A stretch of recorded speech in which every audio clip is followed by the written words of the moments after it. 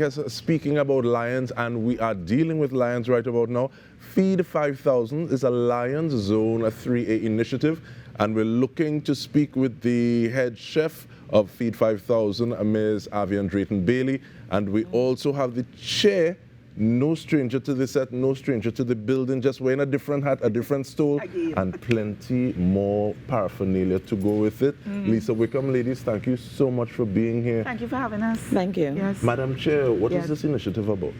Feed 5,000. So the zone comprises 8 clubs. We have about 24 clubs in Trinidad and Tobago, and our Zone 3A, we have 8 clubs with responsibility from Samoa, Barataria in the east, in the north, Santa Cruz, all the way down to Chagaramas, and of course Port of Spain and environs included, and also 2 Leo clubs. And what we thought that this year we'd come together as a zone, all the clubs, because you know Lions, each club would have their service project in their particular area.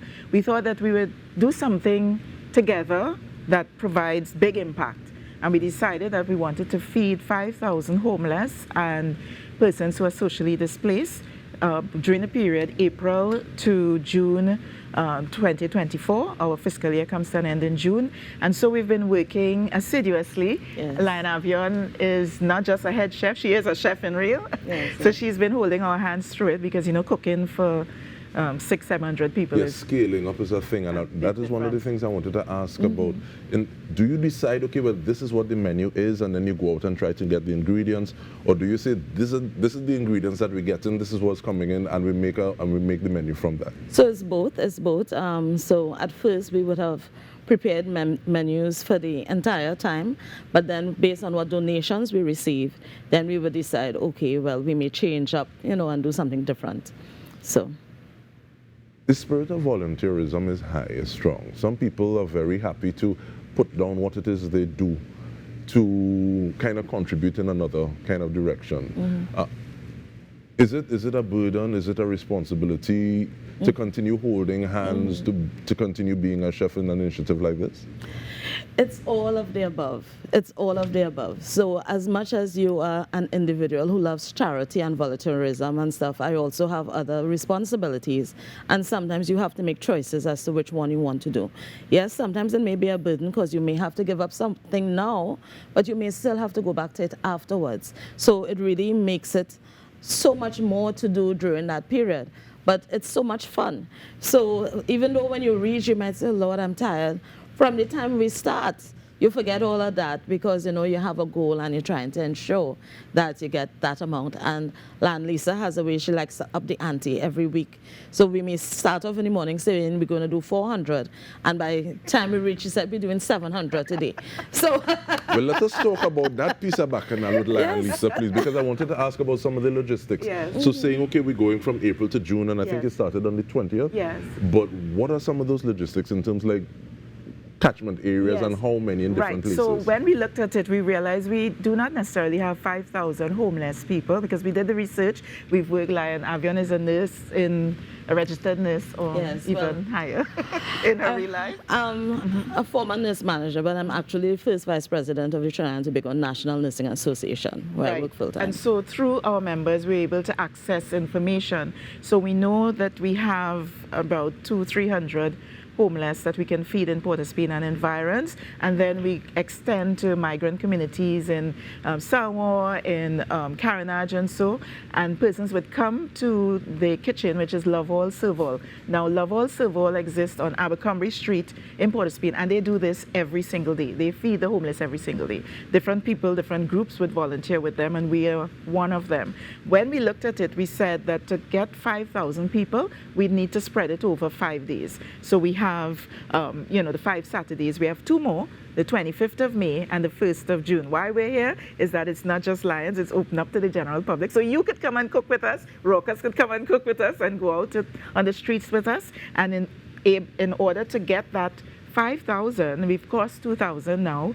In order to reach the goal of 5,000, we're also doing hampers. And the hampers go to the communities. And you know, one hamper might feed a family of 4 to 7. Sometimes a family, we've been told, we have families with 16 people in one family. In one family. So, you know, so that's how we are reaching those who are needy. And we're working with community groups as well. So the churches, the community groups, they will identify the families. The schools, they help us identify the families. Can I say that you said, how do we do the logistics? National Flour Mills.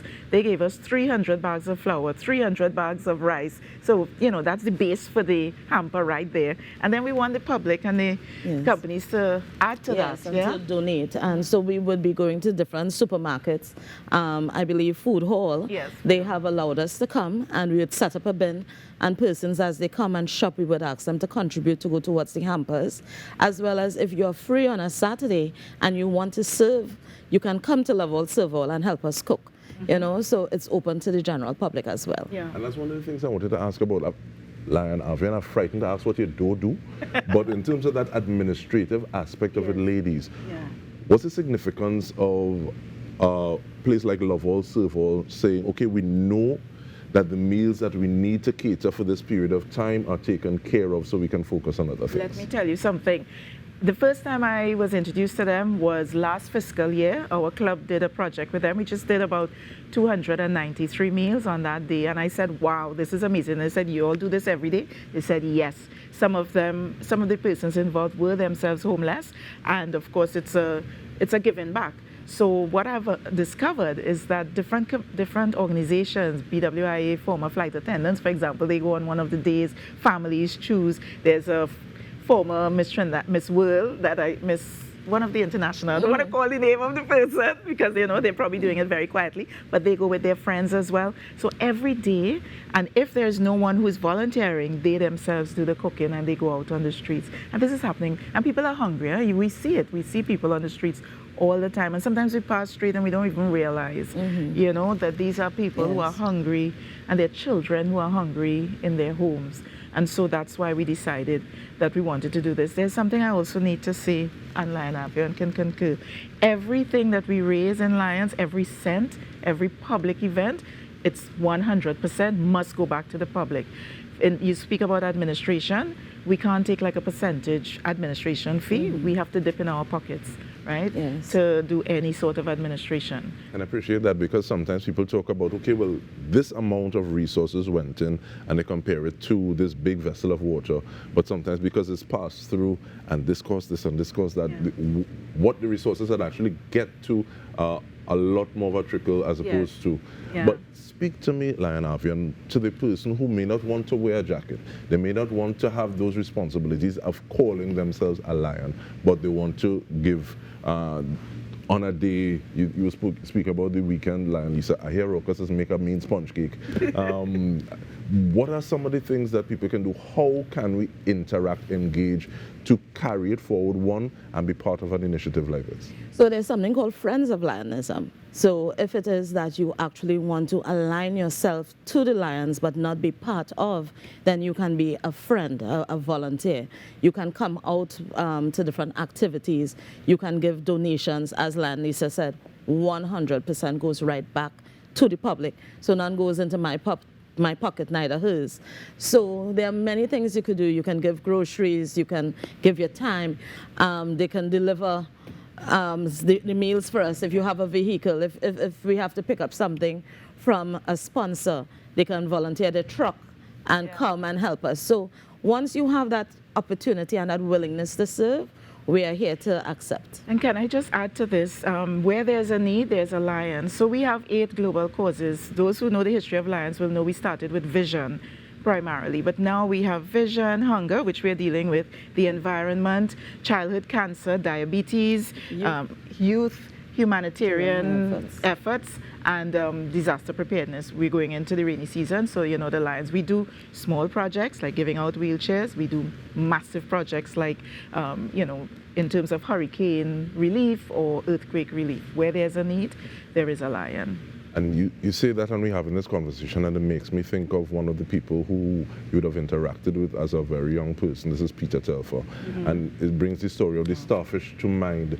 And he says, tiny does plenty. Tiny does plenty. So we want to thank you, because this is more than 5 loaves and 2 fish, right? Yes. But But the it feels Feed like that. 5,000 project, Zone 3A chairperson, Lion Lisa, Lisa Wickham, as well as Lion, Avion, Drayton-Bailey, head chef for the project. We want to thank you very much for the work that you're doing. We need, very quickly, sorry, 2 seconds. We need stuff. We need things for hampers, like tin food and all of that, because we have the flour and we have the rice, as I said. Thanks to NAMDEVCO, they gave us fresh produce, as well as Angostura and Food Hall and A.S. Bryden. A.S. Bryden gave us some tin foods. But we need so much more to pack those hampers. So I'll come in by only after. All right, so you heard it here, and the No Morning Show continues after this. Stay with us. I'm a fighter for my book, yes, I'll be